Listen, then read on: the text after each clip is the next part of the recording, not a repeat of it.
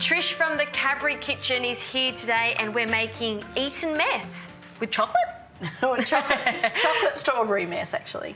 Chocolate strawberry mess, that's delicious. Usually it's a very classic old English one when you've got all the leftover meringue and strawberries and cream. That's right. But I love this idea by adding some chocolate to it.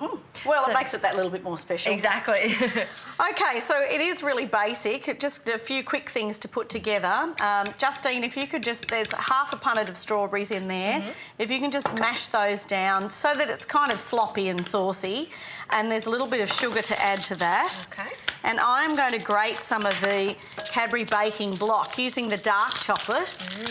And I need to grate approximately 60 grams of that. The great thing about the baking block is that it's really versatile because not only can you use it for melting and stirring into cheesecakes and desserts, etc., but it's also terrific because you can grate it really easily. Make sure that the chocolate's nice and cool, though, before you start.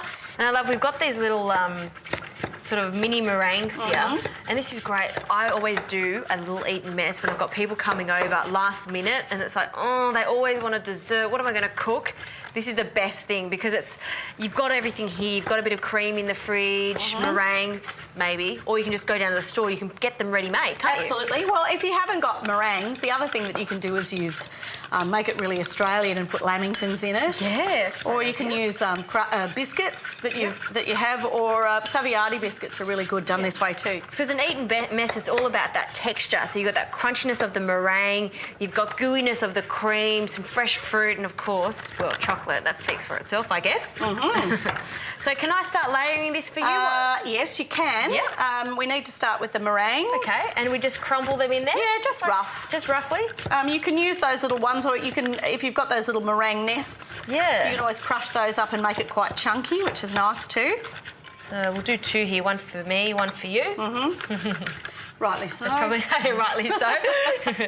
So just, is that enough for the first layer? Yeah, or we put a bit more in? That looks great. How many layers are you going to do for this? Oh, a couple.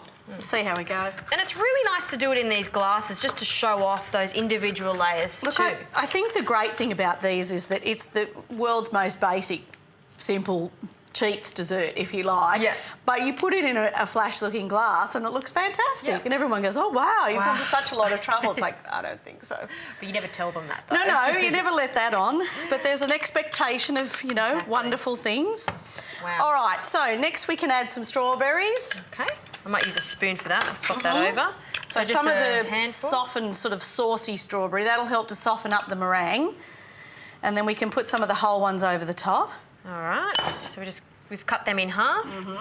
So a couple, we make sure we get them right on that corner there so we can see. So it looks pretty. Then on top of that, you can put the Philadelphia cream for desserts, a nice big dollop of that. Okay, so it's just sweetened cream. Slightly sweetened. And I will put some chocolate.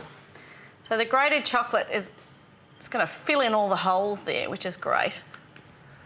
It's already looking like a masterpiece, isn't it? Delicious. So a good sprinkling of chocolate between the layers is what we need. And then we do the process again. That's right, all over again. Dead easy.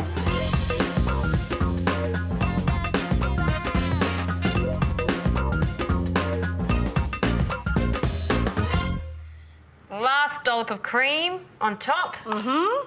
And then finish it off with another good sprinkle of the grated chocolate. And we've saved 2 strawberries just to finish it off. The crowning glory. The crowning glory. For something with the English roots, it's fair enough. That's right.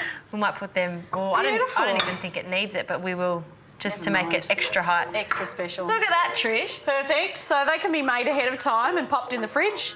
And during that time, the meringue will soften down beautifully and all the flavours will all start to meld in together. Easy peasy.